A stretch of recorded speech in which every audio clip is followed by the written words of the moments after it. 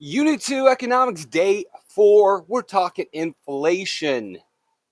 Your objective, your learning goal, identify the key components of the creation of inflation. You know what inflation is, you've experienced it, but you often wonder, why does it happen? How does it happen? What works together to make this happen? Well, the best way to understand the creation and the how of inflation is to be able to identify the key components, the key factors that work together that result in inflation.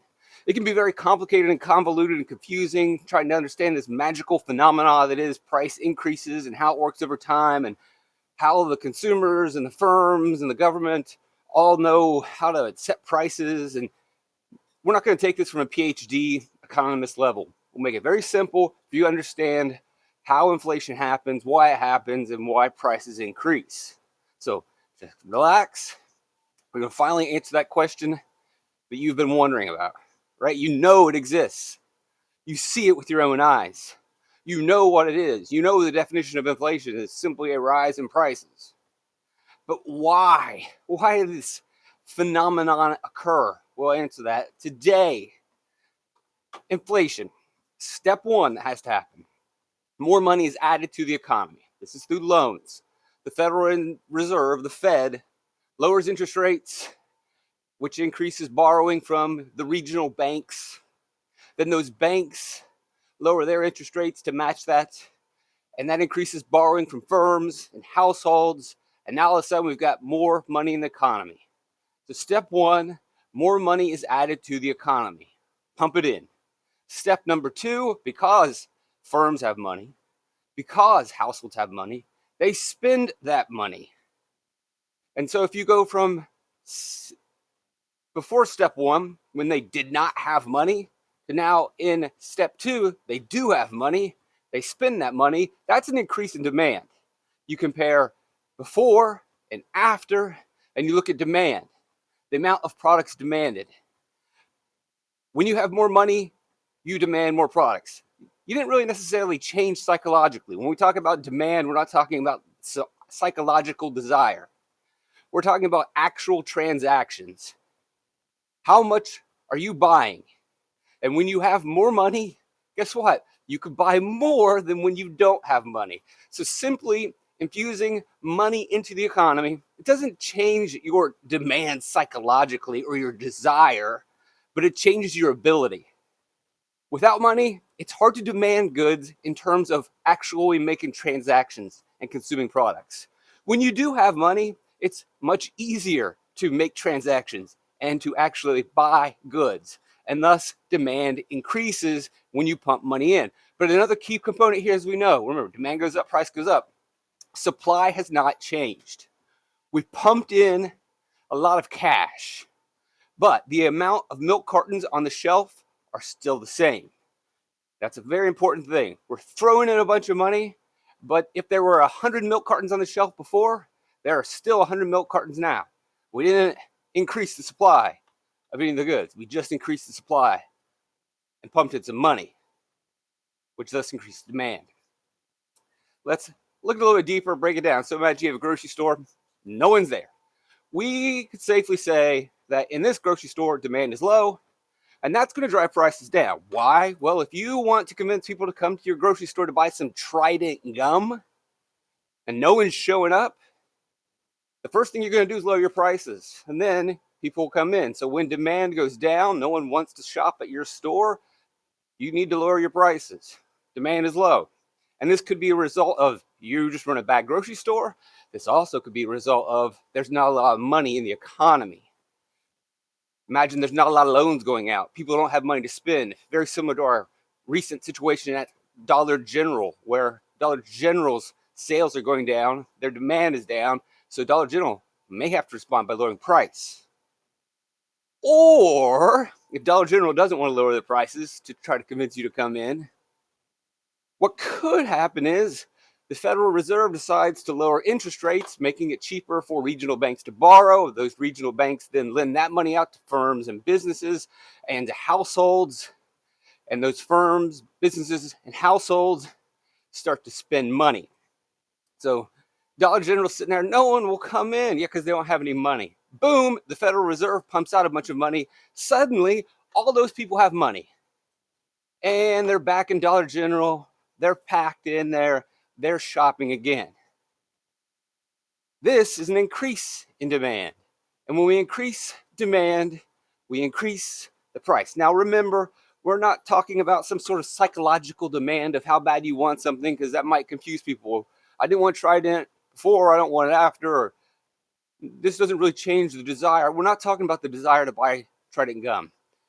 We're talking about the ability to make transactions. Demand is the amount of a product that the consumer is going to buy. And when you don't have money, the amount of products bought is low. And when you do have money, whether you really want it or not, it's not whether you really want it or not. It's just, do you buy stuff? Do you buy more stuff when you have money? Yes, you do. So demand increases, and thus price will increase. And you're thinking, that's a little shaky. Let's break it down this way. Inflation.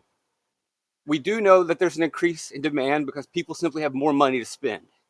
We also know that the supply has not increased. The same amount of milk is on the shelves.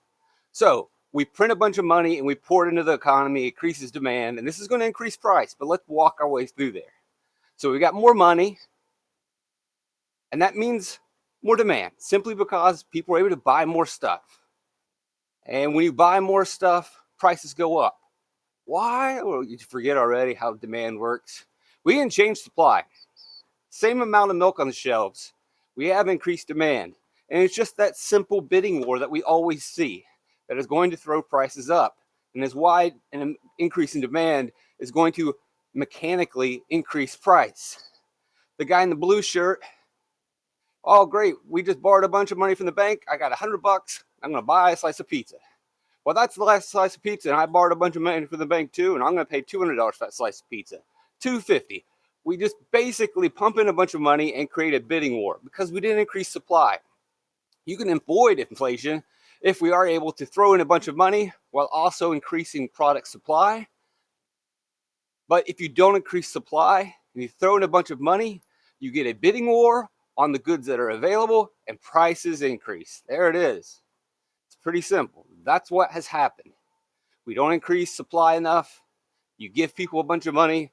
They bid against each other for the few products that are available. And in that bidding war, the price goes up. Not much more complicated than that. It's a simple way to look at inflation. You've increased demand. You didn't increase supply. Bidding war. Boom. Milk, 2019, $3. Milk after the inflation change, $4. Let's break it down even further, more thoroughly. So before inflation occurs in this scenario, we'll look at a firm, we'll say Chief's Grocery Store, and let's say that they have 100 regular customers every day, households. Sell them milk for $3. This is before inflation. Sell 100 cartons of milk, $300. Boom, pow. It's a regular day. Then the Federal Reserve lowers interest rates, pumps a bunch of money into the economy. So after inflation, because now demand has increased, because now people have more access to money because loans have been made, and that created more firms, and when those firms were created, that created more working households. And so after all this money got printed, Chiefs now has 1,000 customers. More people are demanding products because more people have money. More people are spending. And Chiefs, unfortunately, is still charging $3. And they serve to 100 customers because that's all they've got. You got 100 cartons on your shelf. We didn't change the supply of goods. We just changed the amount of money in the economy. So you sold your 100 milks. 900 people got turned away. That doesn't sound good. So the owner of Chiefs gets a bright idea. 100 people got milk, but there's a lot of people who didn't get milk. I wonder, would those customers that missed out, those 900, would some of them be willing to pay more to get access to that milk? Maybe I should raise the prices. Maybe I can get away with it, if you want to even say. Now, 800 people say, no, it's too expensive. How dare you? How dare you charge me that? 100 say, yeah, whatever. I need milk. My kids need milk. I've got $4. I'll buy it. And 100 lose out because still you only have 100 cartons. We didn't change the supply of milk. 800, nah. But at the end of the day, Chiefs was able to make $400 now. Now you're probably sitting there saying, evil, greedy, price gouging, darn you, Chiefs. Not so fast. Let's look at it from their point of view. It's not just the greedy firms. It's not price gouging. There are all kinds of firms. There are all kinds of grocery stores. And they, like you, are buyers too. You compete for that milk. You compete for that milk and have to pay more to win the battle to get the few milks. They are also competing for the milk, just a step earlier in the process. You compete with other households to buy the carton of milk from the shelf. They compete with other firms to get the milk from the farmer. Chiefs, Walmart, IGA, you name it, all competing against each other to purchase the milk to sell to you. Target, Kroger, you name it. Grocery stores buy from farmers. And just as you compete against other households to purchase goods, the grocery stores are also in competition. They are also in bidding wars. Let's play this out. Here you are, a grocery store owner. The Federal Reserve lowers interest rates, pumps a bunch of money into the economy. More borrowing for the banks, and that results in more firms. Just as putting more money into the economy took us from 100 customers to 1,000 customers at Chiefs, when you were loaning money out, people were spending and creating jobs and more households. Just as we had 100 jump to 1,000 wanting milk, the same thing happens with the firms. When we lower interest rates, you can borrow money and start a new firm, start a new grocery store. So now we go from 100 firms to 1,000 firms once the inflation system begins, which is kicked off by low interest rates by the Federal Reserve. And they have expenses. And just as you are affected by inflation and you're experiencing a price increase, so do the firms. The same thing that is making milk increase for you is making milk increase for them.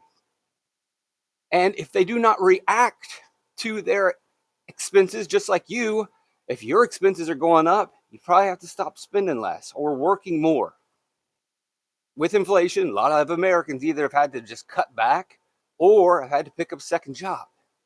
Well, it's the same thing for these grocery stores or firms that are competing. Their expenses are going up as well because of inflation. It's more expensive to buy milk from the farmer. So in order to do that, they either got to fire workers or they need to raise the prices on their milk. So just to break it down even further, households spend money and consume goods. In this example, we consume in the cheeseburgers. You buy the cheeseburgers, you compete against other people for those cheeseburgers. The firm sells you the cheeseburgers. But before they sell you the cheeseburgers, they have to buy the raw materials to make the cheeseburgers. They have to spend. So we've used the example of milk at the grocery store. You can also use the Krabby Patty's example of buying raw goods. The Krabby Patty and the Chum Bucket, or whatever it is, and all the local fast food restaurants at Bikini Bottom, they compete with each other to purchase the raw materials, the beef, the cheese, the tomato. They have to buy that before they sell it to you. They got to spend. They get into spending wars. They get into bidding wars. So firms and households are really not that much different. And we'll look at another example. So again, with inflation, we don't really have a change in supply. Still the same amount of goods. Businesses are competing to see who purchases the raw goods. Who wins the battle? Well, we can answer that pretty easily. So again, just like you, the consumer, compete with other people to buy stuff at the store, to buy your Trident gum, the same competition is happening between Walmart and Chiefs. The same is happening between the Chum Bucket, the Krusty Krab. So let's play this out. Let's say that Walmart reacts to inflation. Walmart recognizes that interest rates are low. Walmart recognizes the increase in demand and more spending is happening. And so Walmart raises their prices. And in doing so, they make more money on milk.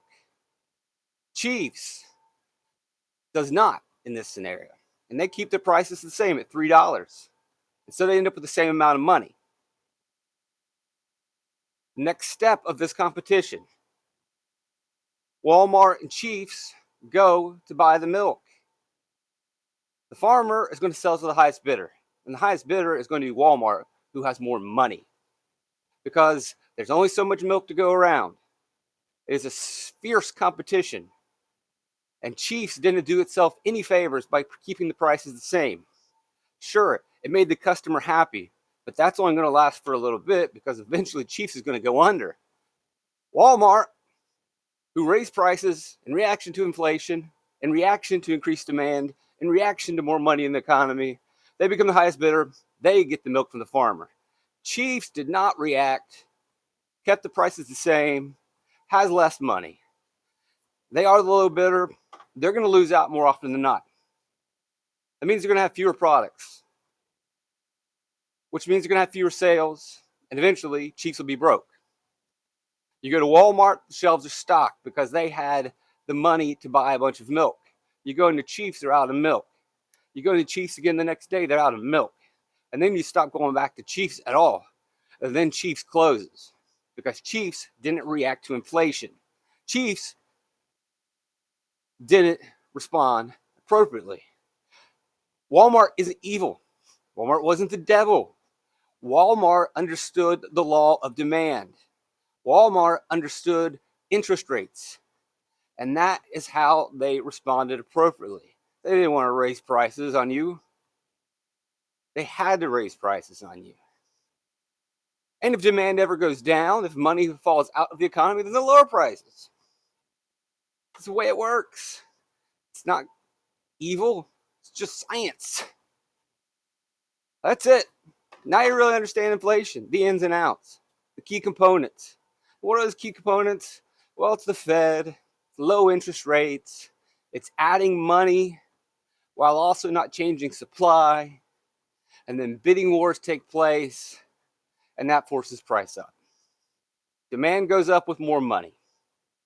It goes up really out of control when you add more money and supply doesn't change. You get a bidding war. And also another factor to that is it's not just households experiencing inflation, competing against each other. It's firms as well. The grocery stores are competing against each other.